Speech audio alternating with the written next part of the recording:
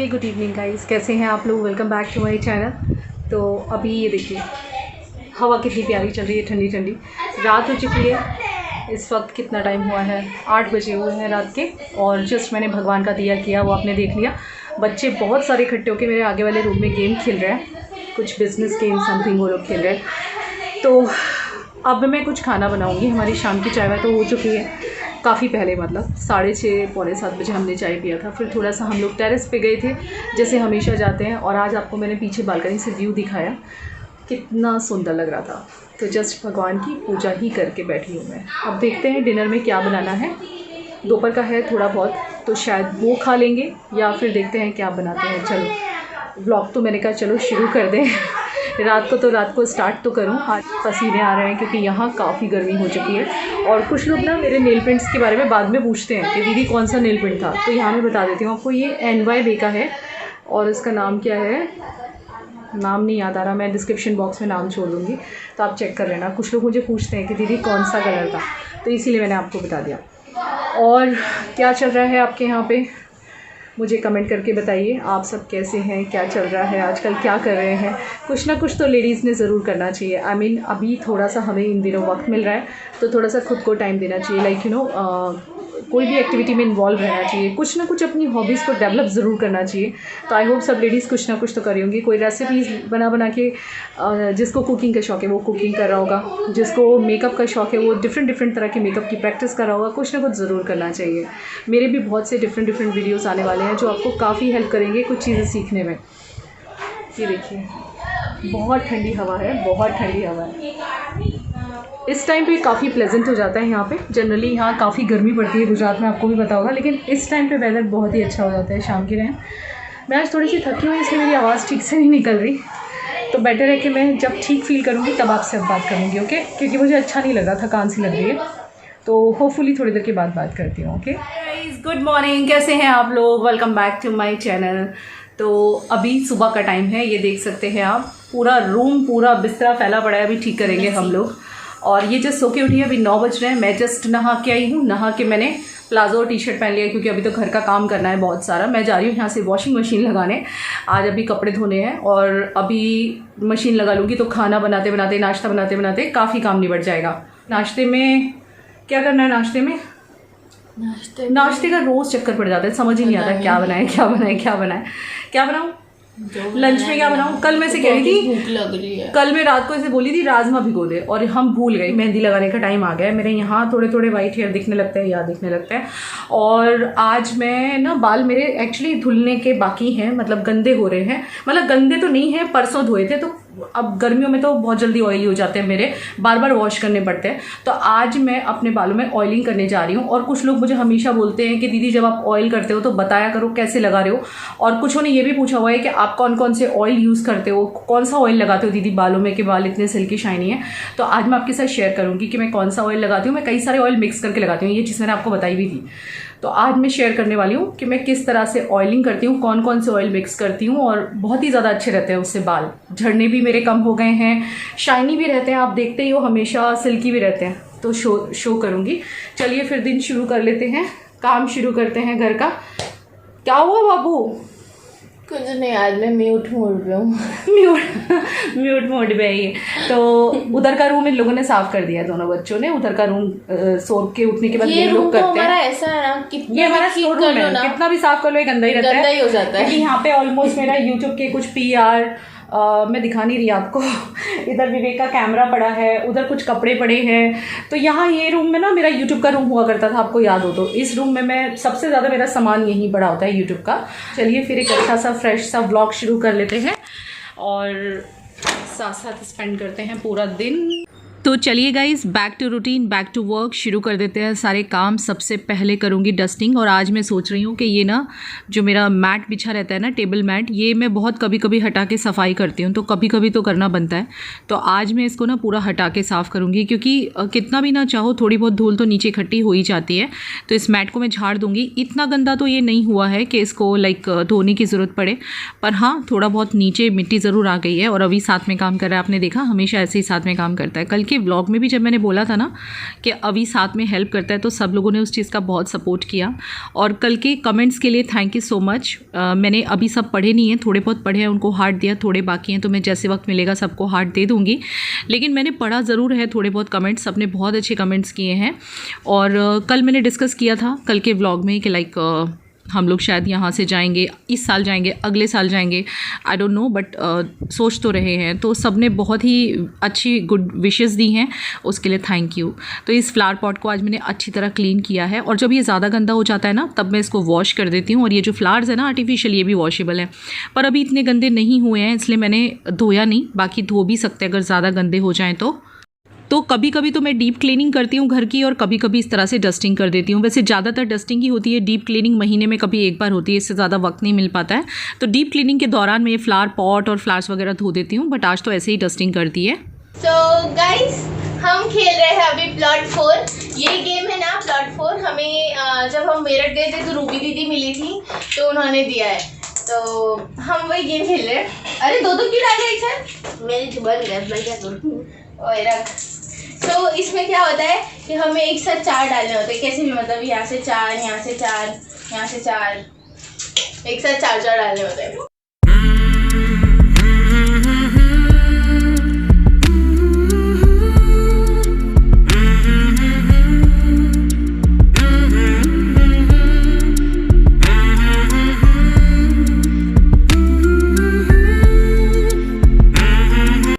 तो गाइज़ मैं किचन में आ गई हूँ, क्योंकि हमने ना पोहे बना के खा लिए हैं ब्रेकफास्ट में। दिखाया नहीं आपको, कुछ भी शो नहीं किया, क्योंकि मुझे रेसिपी भी शो करनी है और काफ़ी सारी बातें करनी है, फिर व्लॉग बहुत लंबा हो जाएगा।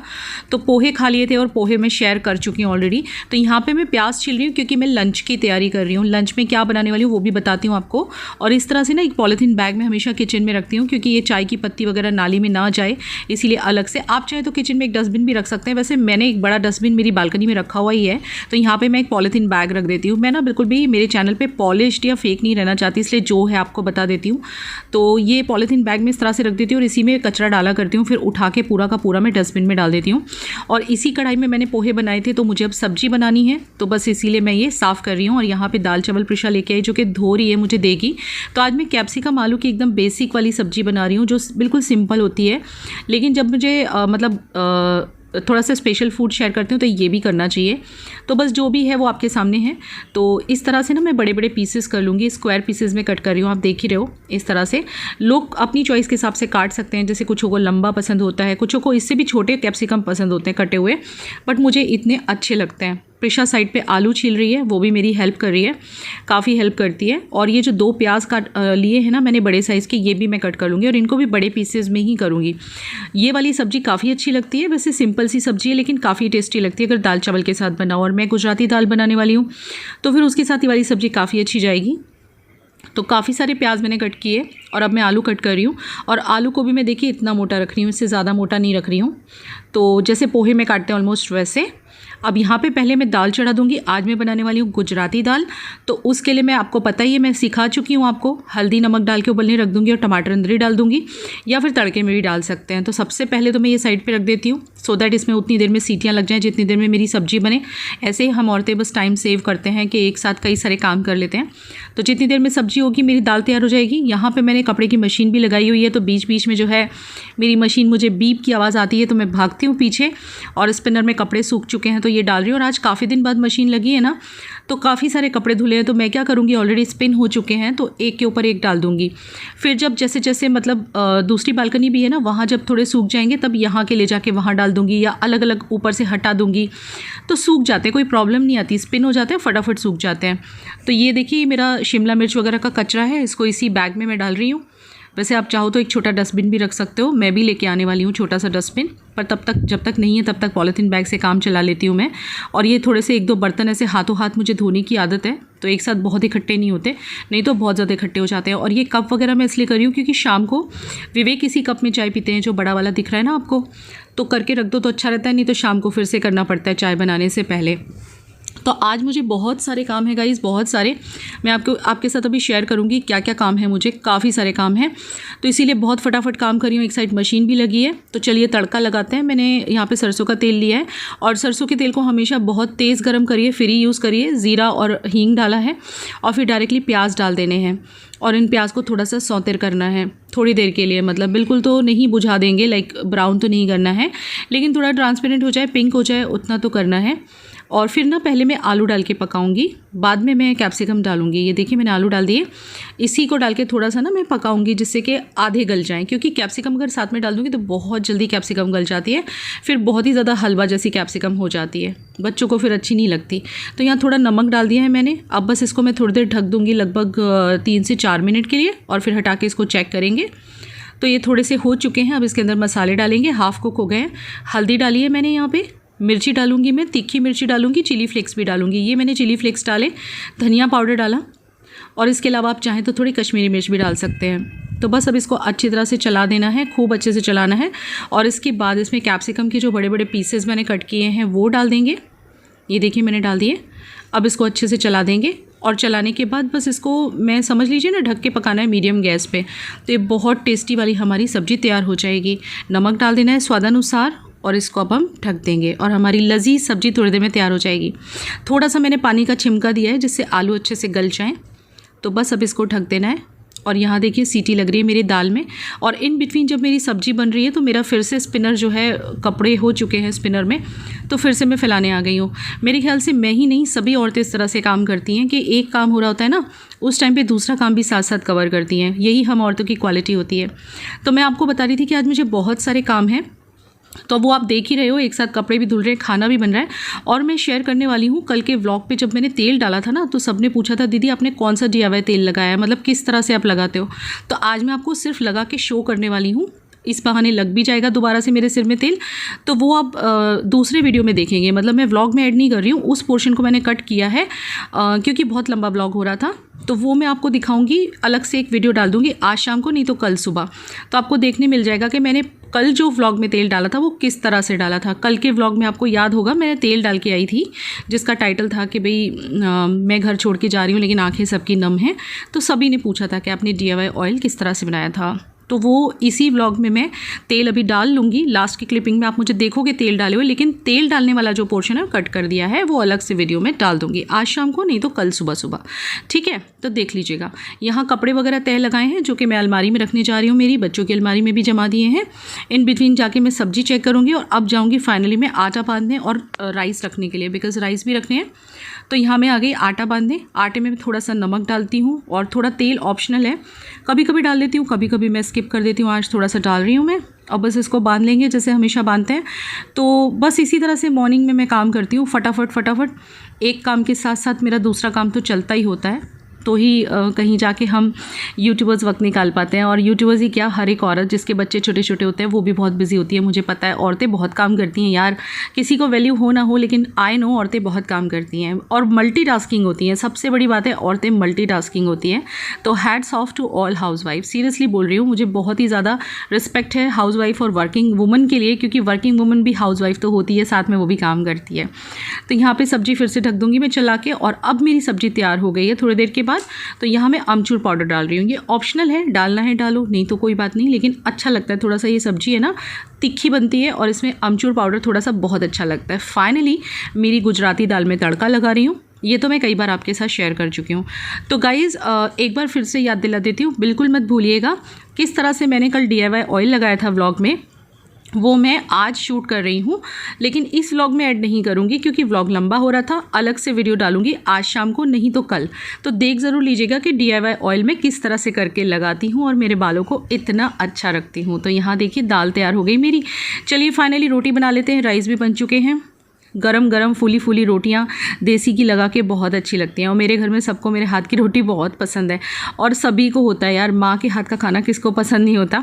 मेरे बच्चों को ये रोटियां इतनी पसंद आती है ना कि जैसे ही मैं फुला फुला के बनाती हूँ ना, तो कई बार तो अभी देसी घी लगा के उस पर चीनी डाल के या गुड़ डाल के खा जाता है, उसे इतनी अच्छी लगती है।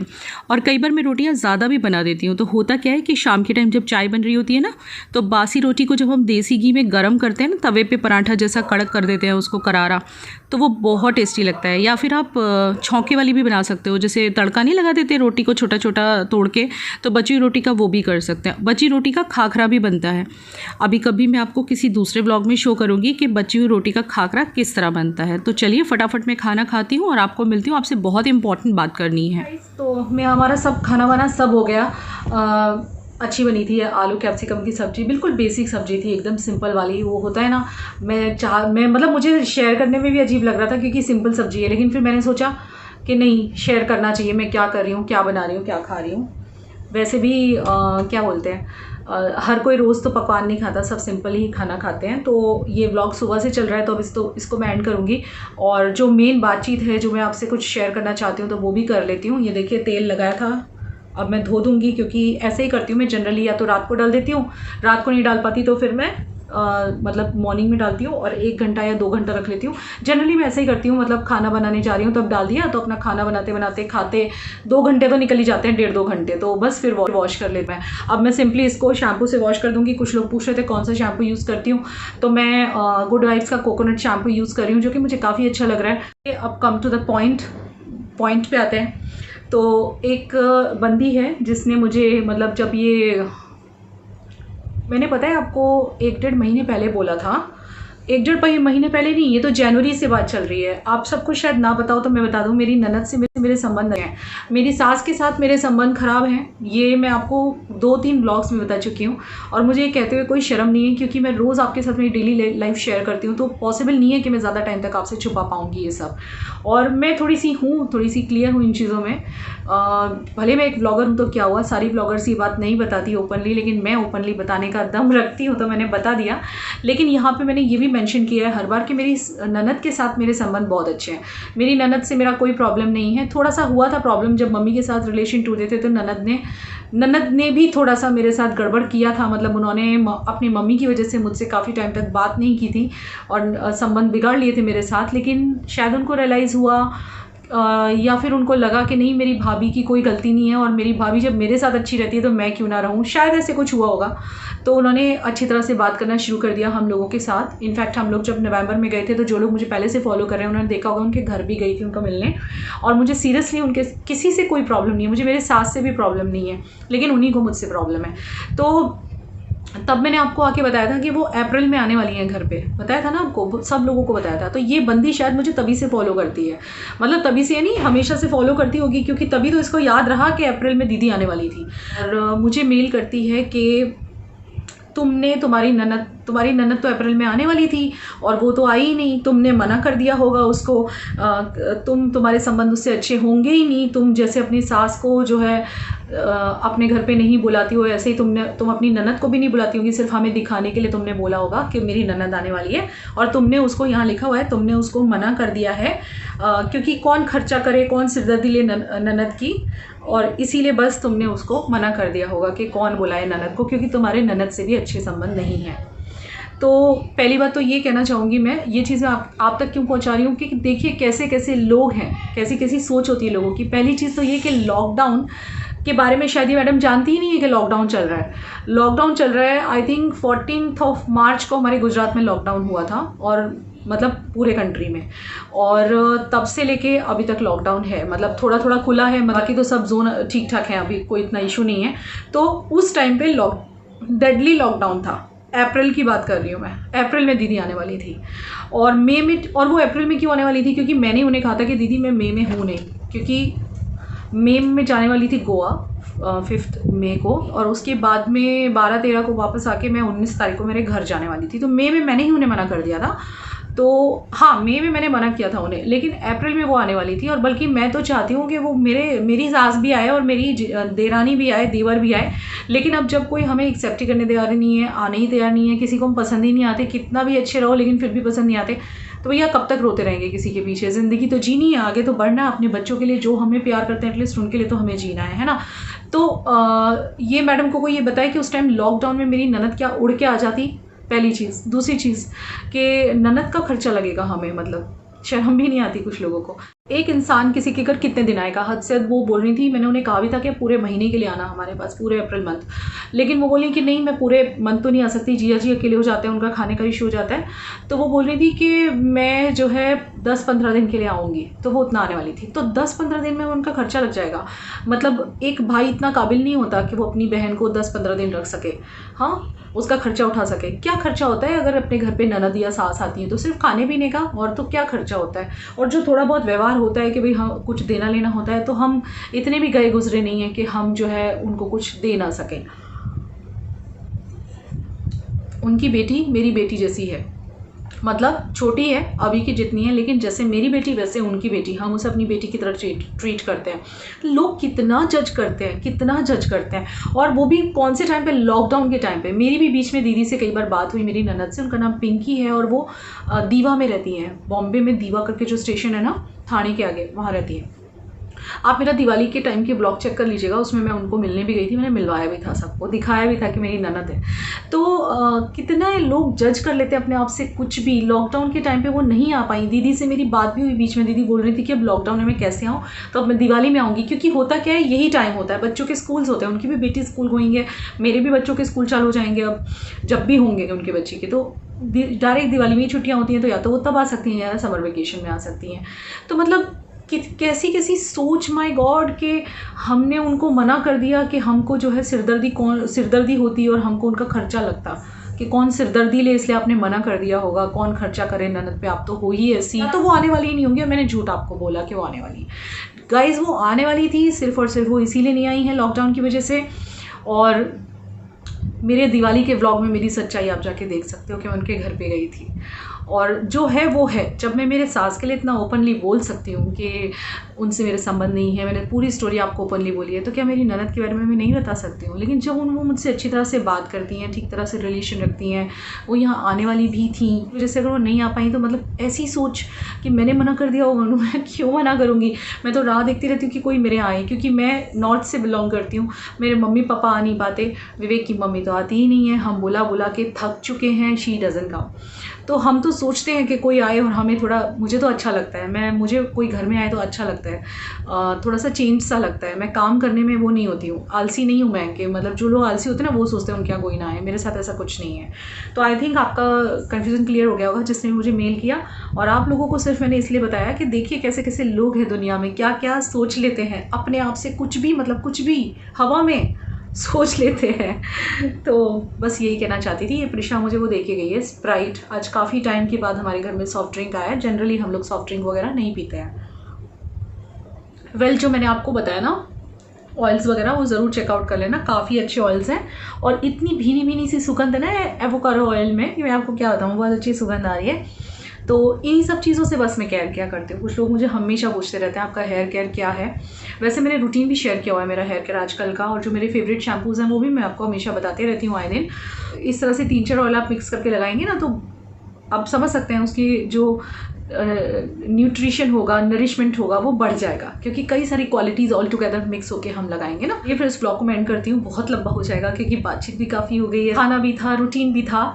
तो अभी वैसे कपड़े वपड़े तो हमारे सब धुल चुके, मैंने सुखा दिए पीछे। अभी आपसे बात करते करते मुझे कितने बज गए हैं, 3 o'clock जैसे हो गए हैं दोपहर के। तो चलिए फिर अब मैं ये ब्लॉग एंड करती हूँ यहाँ पे। आई होप आपको पसंद आया हो, पसंद आया तो लाइक ज़रूर करना, ज़रूर करना, ज़रूर करना। और अपनी जो दिमाग के घोड़े हैं उनको दौड़ाना बंद कीजिए हेटर्स। कुछ भी सोचना, कुछ भी लिखना, और मेल कर रही हैं मुझे, कमेंट सेक्शन में नहीं लिखा, मेल कर रही हैं। मुझे बड़ा अजीब लगा कि मेल करके कैसे ऐसे, मतलब जो भी, मतलब उनको सामने भी नहीं आना है तो इसलिए मेल कर रही है, क्योंकि कमेंट सेक्शन में तो फिर जो है लोग जाके वहाँ पे फिर मेरे जो वेल विशर्स हैं, जो मुझे बहुत प्यार करते हैं सब्सक्राइबर, जाके झगड़ा भी करते हैं, लड़ते भी हैं, मेल करके बोल रही हैं। खैर कोई बात नहीं, चलिए ऐसे लोगों को ऐसा रहने दीजिए। लेकिन ऐसा कुछ नहीं है गाइस, मेरी ननद के साथ मेरे बहुत अच्छे संबंध हैं, वो आप आगे आने वाले टाइम में देख लेंगे। सॉरी, जब कभी भी कोई मेरे घर में ओकेज़न होगा या दिवाली की छुट्टियां होंगी तो वो ज़रूर आएंगी। अभी तक तो आ भी चुकी होती, मैं आपको मिलवा भी चुकी होती, लेकिन अब हो ही ऐसा गया तो कोई क्या कर सकता है। लॉकडाउन वाली सिचुएशन हो गई थी कंट्री में। तो चलिए अपना अपना ध्यान रखिए, सब लोग हंसते रहिए, मुस्कुराते रहिए, खुश रहिए, और बस मैं सभी औरतों को बस इतना बोलना चाहूँगी ब्लॉग एंड करने से पहले, अपनी केयर करो। देखो थोड़ा सा अपने बालों की केयर करो, स्किन की केयर करो। जब आप थोड़े से अच्छे दिखते हो ना तो आपका कॉन्फिडेंस डबल ट्रिपल हो जाता है मिनटों में। Okay, love you, bye bye, take care और see you in another vlog.